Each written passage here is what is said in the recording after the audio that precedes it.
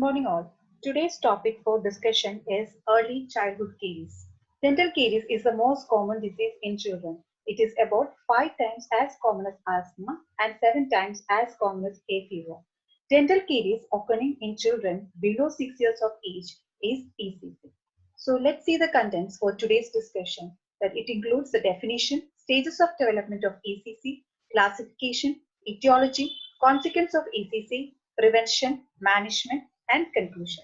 So let's start with the definition given by American Academy of Pediatric Dentistry. And this ECC is defined as the presence of one or more decayed, non-cavitated or cavitated lesion missing due to caries or filled tooth surface in any primary tooth in a children under the age of 6 years. And they have defined severe ECC as any sign of smooth surface caries in a child below the age of 3 years and a DMF score of above 4 in a 3-year-old, a DMF score of 5 or above in a 4-year-old, and a DMF score of 6 or above in a 5-year-old is also defined as severe ECC. Now, coming to another definition which was given by Davis, it's a complex disease involving maxillary primary incisors within a month after eruption and spreading rapidly to other primary teeth. Let's come to the terminologies used for ECC. It's also known as nursing bottle caries, baby bottle tooth decay, nursing bottle syndrome, milk bottle syndrome, tooth clearing neglect, ECC or early childhood caries, then infant and early childhood dental decay, maternally derived Streptococcus mutans disease. Now coming to the clinical features, let's start with the clinical features of ECC. It usually develops in tooth surface that are at low risk of caries. That is, it is usually seen on the smooth surface like the gable surface of maxillary incisors and lingual and buccal surface of maxillary and mandibular molars. Now, let's see that how the initial lesions develop. So the initial lesion develops on the labial surface. You can see in this picture, it develops on the labial surface of the maxillary incisors very close to the gingival margin as an area of whitish decalcification or minimal pitting of the enamel surface. So these are the, we can see an early decay here as well as the white lines which shows the initial or the incipient caries lesion. Then the next step is it pigments to a light yellow coloration. You can see some of the enamel is lost in this and it extends in size laterally. You can see here it extends laterally to the proximal surface and downwards to the incisal edge. You can see, appreciate that in this picture also. And this is the most advanced stage in which the caries process extends around the circumference of the crown, leaving a small area of sound enamel only at the incisal edge. Here, the sound enamel is only at the incisal edge. Now, let's see the pattern. That is, usually the maxillary central incisors are the first two to get affected. Then the maxillary lateral incisors. Then you have the maxillary first molars get affected a little earlier than the mandibular first molars. Then the maxillary canines and the second molars are affected, and last the mandibular second molars are affected at a very later stage. Now, why this unique pattern or why this happens? It mainly depends on the sequence of eruption of the primary teeth. As we know that the first upper incisors are usually the most severely affected teeth because these are the first teeth to erupt into the oral cavity and therefore they have been exposed to the carbohydrate substrate or the cariogenic substance for a longer period of time. And moreover, the nasal liquid also pools around these 4 teeth. And the mandibular incisors, as we know, they are most resistant to decay. The reason is because of the close proximity to the secretion area of the submandibular glands as well as the cleansing action of the tongue during sucking. The tongue, it gets extended during sucking to form an oral seal which prevents the nursing liquid from pooling around the mandibular incisors. And one more thing, the buffering, since the submandibular duct opens near to the lower incisors, the buffering action of the saliva also helps in diluting the milk and everything, and thus there is only the lower incisors are the least affected tooth. So these are the reason for the unique distribution of the caries. See, the more the substrate, that is duration of the causative behavior. That is, if the child has a night feeding or if the child is put to sleep with a bottle in the mouth, that means it is a causative behavior. That is, the child has been exposed to cariogenic substrate for a longer period of time. So this can also lead to increased caries. Now this we have discussed earlier. The mandibular anterior teeth are usually spared because of the protection of the tongue and cleansing action of the saliva due to the presence of the orifice of the duct of sublingual glands and submandibular glands very lower to the lower incisors.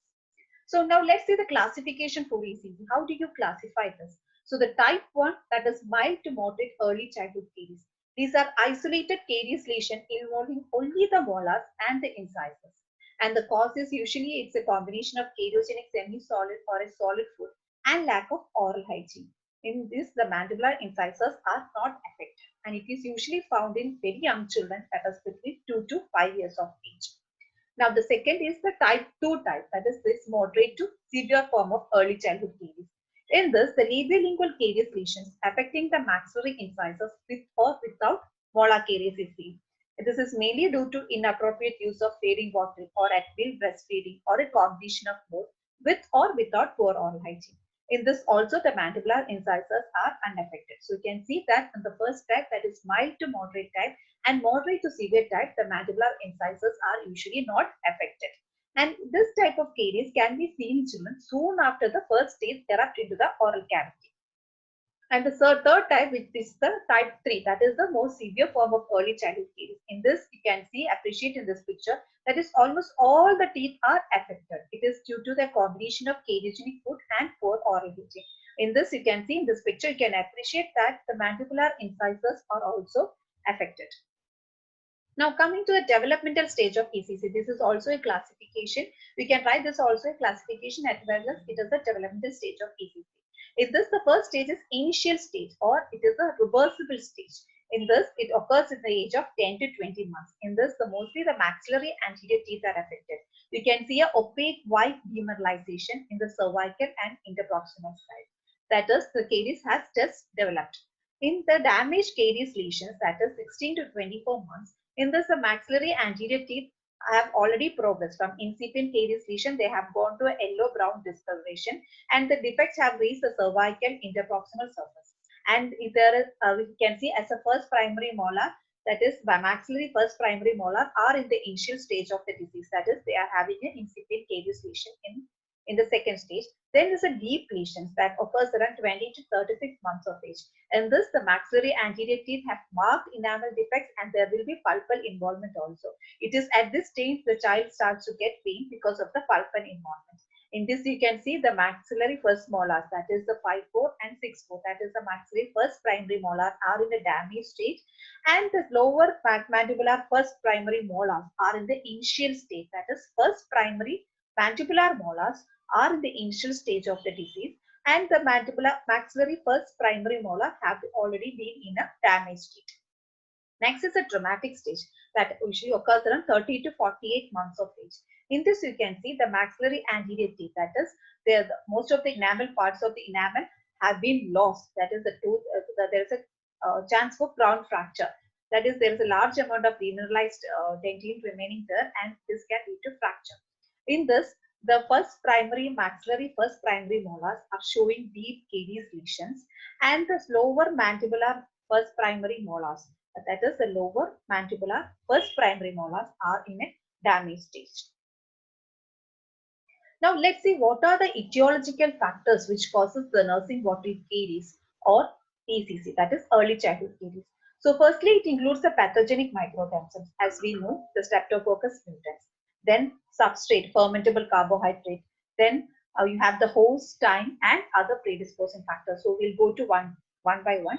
The first one is, the Streptococcus mutans. It is the main microbe that colonizes the teeth after it erupts into the oral cavity. It is transmitted to infant's mouth through the mother. Hence, it is also known as maternally derived Streptococcus mutans disease. Now, why the Streptococcus mutans is mostly colonizes teeth? Because it is the most virulent type. It can colonize the teeth. It can produce large amount of acid. That is, it is acidic as well as acidogenic. It can thrive in acidic conditions as well as it can produce acid also. And it also can produce large amount of extracellular polysaccharides. So large amount of extracellular polysaccharides are formed that favor plaque formation. Now, as I said earlier, it is also known as maternally derived Streptococcus mutans disease. because mostly as I said earlier, the streptococcus mutants are passed on from the mother to the child. That is the vertical form of transmission occurs. So if the mothers have a salivary streptococcus mutants level exceed 10 raised to 5 colony-forming units, then they have 9 times more likely to pass the bacteria on to the children. That's why it's also known as maternally derived streptococcus mutants disease. Now, the second factor we said earlier, it's the substrate, that is the fermented carbohydrates. So these carbohydrates are converted by the streptococcus mutants into dextrans. So this basically in infants and toddlers, the main source of fermentable carbohydrates includes all the sugary foods, that is the bovine milk or the infant formulas, which is all sugared. Then you have the human milk, that is increased time of breastfeeding, that is breastfeeding at will. Then of the fruit juices and other sweet liquids, even the sweet syrups like vitamin preparations or the cough syrup preparations all contain sweet. Then pacifiers, which you dipped in honey or sugar solution, chocolates or other sweet, all this contains fermentable carbohydrates which are converted to dextrans by the microorganisms, and these are used as a substrate. Now the host. The host is nothing but the teeth act as a host for microorganism. So the factors which increases the susceptibility to caries are the hypomineralization or the hypoplasia, that is the enamel defects or something, enamel defects. So the hypomineralization or hypoplasia of teeth increases the susceptibility to caries. And then thin enamel in primary teeth is also one of the reasons for the early spread of caries lesion. And the developmental grooves, if the tooth is having deep pits and fissures, it acts as the retentive areas for plaque. And this can also, and these deep retentive pits and fissures are not self-cleansable, and so they act at retentive areas and they make the tooth susceptible to caries. So the next factor is the time. That is, if the child sleeps with the bottle in the mouth, or if there is an breastfeeding at will, that means the child is being exposed to the substrate for a longer period of time, which can also increase the risk for caries. Now let's see the other secondary factors which lead to which is the etiologic factors for ECC. That is the tooth maturation and defects, race and ethnicity, acid food drink, socio-economic status, dental knowledge, stress, and other factors can lead to that are all other etiology factors of ECC. Now let's see what are the consequences of ECC. What will happen if the child is having ECC? The foremost or the most important is the pain. That is, the child will have, if there is pulpit involvement, the child will get pain, and this will lead to infection, abscess, cellulitis, etc. So because of all this, the child is having pain, the child can have disturbed sleep, and the child won't be able to chew properly. So there will be the nutritional deficiencies in a child which can affect the growth and development. And then because of the pain, the child will have emergency visit and possibility hospitalization. And so this will all lead to the loss of school days with restricted activity, which in turn affects the child's academic performance as well. That the child will have reduced ability to learn and concentrate. So another factor is that if the child is having cellulitis or absence, and if the child is very young and not cooperative, there will be need for treatment under general anesthesia, and there will be need for extraction. So if there is a premature extraction of this primary teeth, there will be premature loss of primary molars.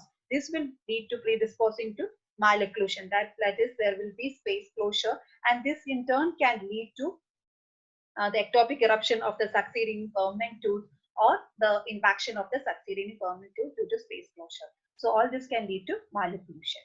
Now the long-term sequelae is that the poor oral health and dental disease can often continue into adulthood.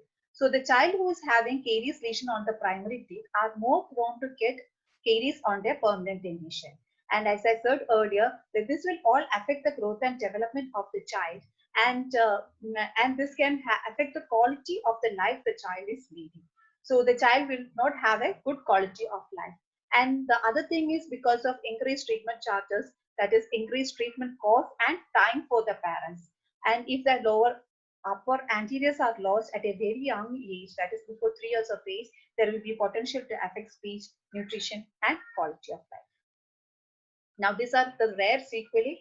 That is, it can lead to suborbital cellulitis, brain abscess, unexplained recurrent fevers, and acute otitis media. These are all very rare sequelae.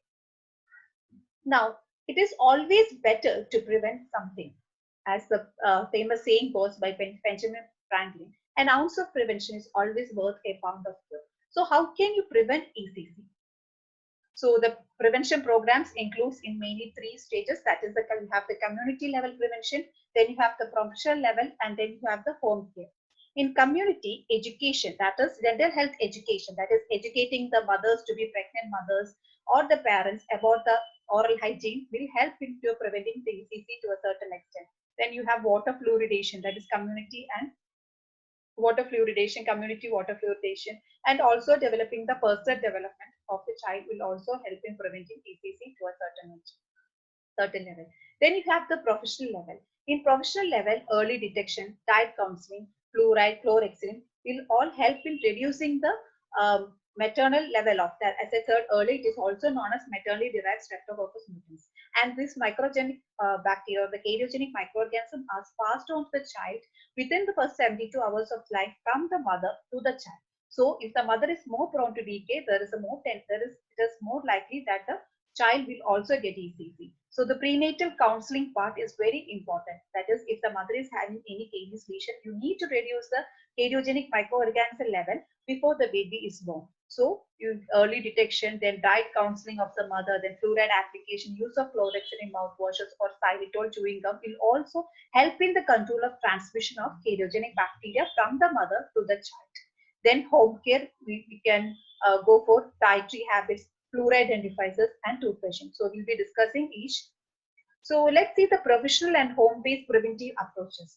That is, if the child is having no sign of ECC or low ECC status, then fluoridated dentifrices can be used, and then review of dietary and oral hygiene is just enough. That is, if there is no signs of ECC or very low risk of ECC. Now, if I said that you have to use a fluoride toothpaste. So what amount of fluoride toothpaste you have to use? So in case of very small children, that is 3 to 6 years of age, you have to, as you can see on the picture, you have to use a pea-sized amount of fluoridated toothpaste can be used. And in case of very young children below the age of 3 years, just a smear layer. That is, you just have to apply a thin smear layer for above the toothbrush for brushing.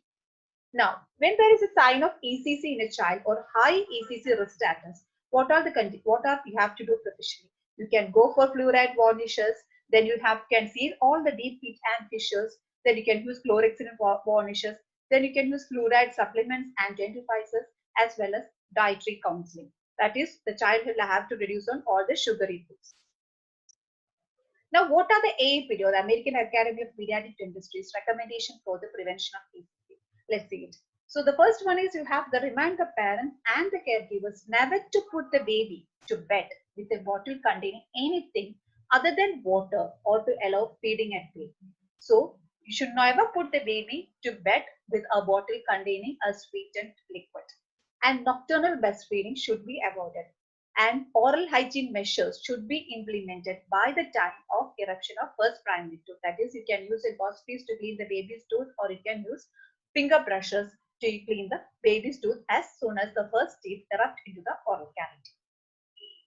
Now, according to AAPD, infant oral health care, that is professional intervention within 6 months, that after the eruption of the first primary tooth or no later than 12 months of age, directed at factors affecting the oral cavity, counseling on oral disease risk, and delivery of anticipatory guidance. That is, the child should be brought to the dentist within 6 months after the eruption of first primary tooth. That is, the child's first visit at least should be by 1 year of age. In that, when the child is brought to the clinic, you will have to do counseling regarding the dietary counseling for the parents. That is what all you have to take care to prevent ECC. Now, the American Academy of Pediatrics has recommended that is children 1 to 6 years of age should not consume more than 4 to 6 ounces of fruit juices per day. And parents should be encouraged. That means they should encourage the infants to drink from the cup as soon as they approach their first birthday. That is, bottle feeding should be stopped should be reduced when they reach their first birthday. And infants should be weaned from the bottle. That is, bottle feeding should be weaned between 12 to 18 months of age. Now, for a healthy diet, let's see what are the guidelines. So, eating a variety of nutrient-dense foods and beverages, balancing food eaten with physical activity to maintain a healthy BMI, maintaining a caloric intake adequate to support normal growth and development. Choose diet with plenty of vegetables, fruits, and whole grains, and low in fat, saturated, especially trans-saturated fat and cholesterol. And then using sugars and salt should be used to minimum or in a moderate level. Now, I'll tell you that the pediatricians also have an important role to play in the role of ECC, because medical professionals are the one that it is stated that some of the problems of dental care is largely due to the separation between the medical and the dental care. And the pediatricians are the first one to see the children, because they see the children quite often than we dentists. So it is very important that they should have a greater ability to come in. It is very important to train them regarding the prevention of ECC. That is, the pediatrician should be. It is important to train them regarding the prevention of CCC. So when they see a caries lesion, they should refer the child to a dentist.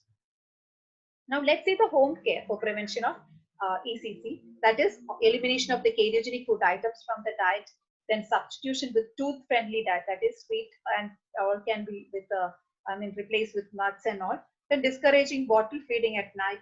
Then falling asleep with pacifiers should be stopped.